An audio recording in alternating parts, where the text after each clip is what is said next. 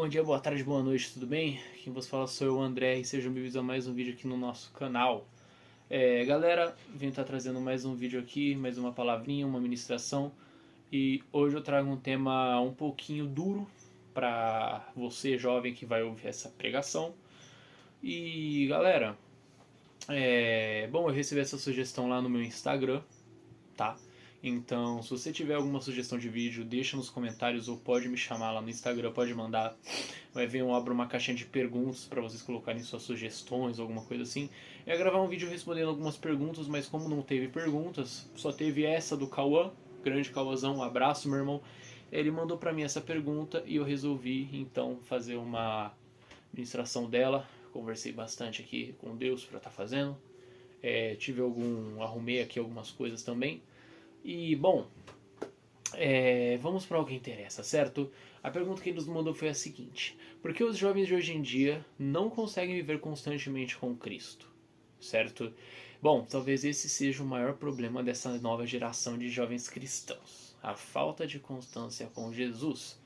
Certo? Eu creio que esse problema que a gente tem, né, de ter uma constância com Jesus, não seja somente sobre o que eu vou falar, tem alguns casos isolados, algumas outras questões, mas eu falo mais na maior parte do jovem indeciso, do jovem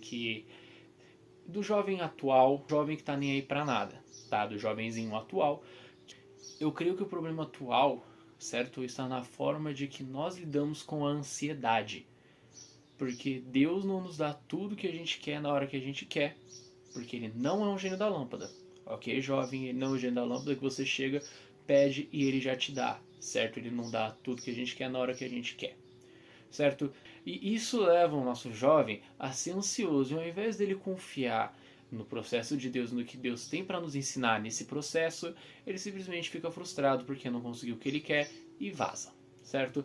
Eu falo isso porque eu já fui assim, eu já me encaixei nesse quesito, infelizmente, certo? E ser ansioso demais, tá, nos leva à falta de constância com Jesus, pois queremos tudo muito rápido, como se fosse um fast food. Nós pedimos algo para Deus e a gente já quer Ele na próxima cabine com o nosso pedido, a nossa oração. O que a gente tanto quer já, a gente já quer na outra cabine com queijo extra e bacon extra, certo, irmão? Mas, mano, Deus não é o carinha do BK. Deus não é o maninho que fica lá anotando seu pedido, vai lá e te entrega na próxima cabine. Deus é Deus, irmão, certo? Infelizmente, a ansiedade, ela vem matar a vida espiritual de muitos jovens, certo? E eu, como uma pessoa que já passou por um especialista e já tratou a ansiedade, eu sei que não é fácil. A ansiedade realmente é uma doença, é um problema, tem que ser tratada e ser curada por Jesus. Amém? Como qualquer outra enfermidade. Então eu sei como é difícil, certo?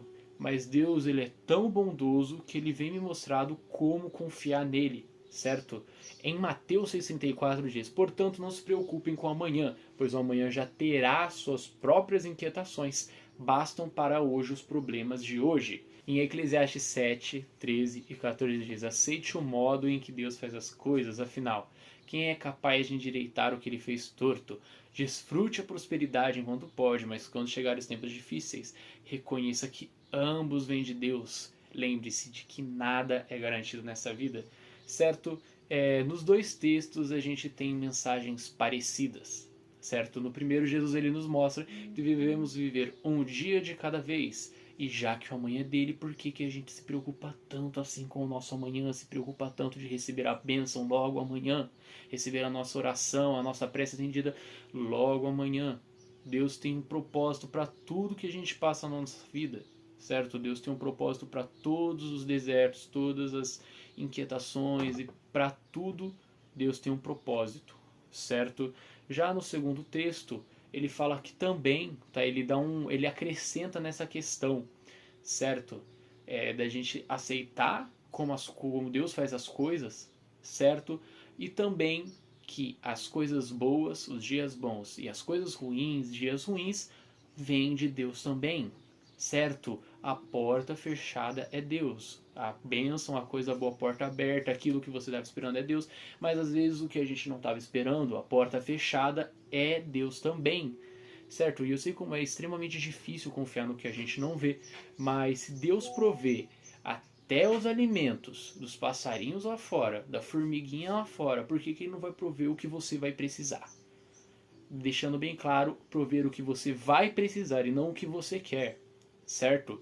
A geração atual, ela infelizmente é uma geração que não consegue esperar por nada, que é tudo muito rápido, vive tudo muito rápido e não aproveita nada. Parece até que a gente vive num rios. São 30 segundos de vídeo e a gente já pula pro próximo, e se o próximo vídeo não interessa a gente já vai pulando pro próximo e assim por diante. E é extremamente bizarro como a gente tem transformado o evangelho em um rios.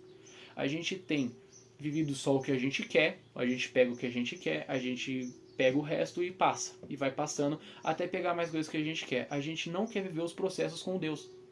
A gente não quer viver os desertos. A gente não quer viver, às vezes, a tempestade que é, às vezes, ser cristão. E a gente só quer viver o bom, só quer viver a bênção. Vamos pegar aí alguns exemplos. Tá, alguns exemplos. A gente quer ter a vida, a prosperidade e ter um chamado como Luca Martini, mas não quer passar pelos processos que ele passou na adolescência dele. Certo? A gente quer às vezes ser como hoje em dia o Yuji é, o Yuji do PlayStation 2, do SBT, e não quer passar pelo testemunho que ele viveu. A gente às vezes quer ser músico, quer ser alguma coisa igual o Rodolfo Abrantes. Mano, Rodolfo Abrantes era do Raimundos, irmão. Olha a transformação que Deus fez nele, cara. A gente quer viver a intimidade com Deus, a gente quer viver uma vida plena com Deus, mas a gente não quer passar uns processos que Deus tem para nós, certo? Aí você me pergunta, nossa André, beleza, mas como que eu faço então para poder ter a constância? Cara, não é fácil, mas primeiramente você precisa viver um dia de cada vez no Senhor, cara. Aproveite o seu dia com Ele. E quando eu digo viver um dia de cada vez, certo? Não é você pegar o seu dia e fazer tudo que você quer fazer e tudo que o mundo tem a oferecer e fazer a maior cagada da sua vida. Não, meu amigo. O que eu estou dizendo é para você simplesmente parar o seu dia, olhar o céu à noite, cheio de estrela e falar, cara, como Deus é perfeito. Ele fez o céu. Mano, você parou pra pensar que o pôr do sol, o nascer do sol, mano, todas essas coisas lindas que passam batidas no nosso dia foi Deus que fez, irmão. Irmão, se você fizer isso, você vai entender o que eu tô falando, cara. O quão Deus é perfeito. Você olha por aquele céu no finalzinho da tarde que parece uma pintura, irmão, de tão lindo que é. E você para pra pensar, cara, Deus fez isso hoje. Deus preparou o céu exclusivamente, porque o céu nunca tá igual, exclusivamente para hoje. Certo? Agora, segundamente, crie uma rotina com ele. Acorde mais cedo, tire um tempo para ele, leia mais a Bíblia e principalmente, o principal para você ter uma vida de constância com Cristo, ore. Ele ama ouvir a sua voz, ele ama conversar com você e eu vejo isso é algo que nós jovens pecamos muito, a gente não ora tanto quanto a gente deveria, certo? Porém, é um processo, é demorado.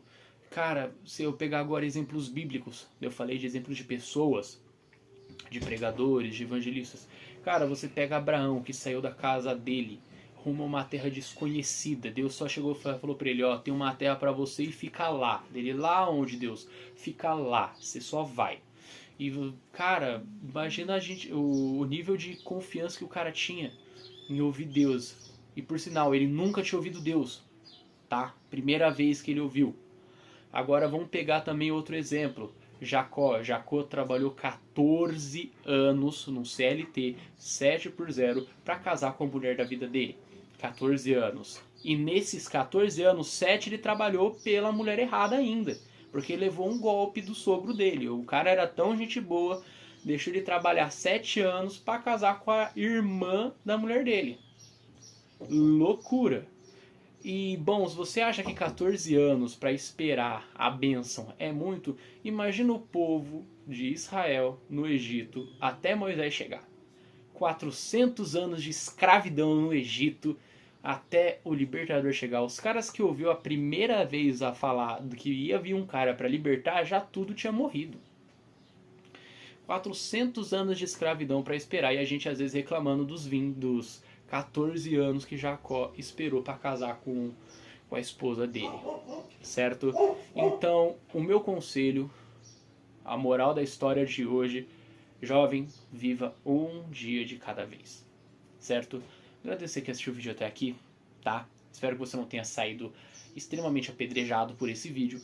Eu agradeço muito, tá? E muito obrigado. Me segue lá no Instagram, tá? Qualquer coisa, deixa sua dúvida aqui, deixa seus comentários. E muito obrigado, viu? Falou, galera. Um beijo. Tchau.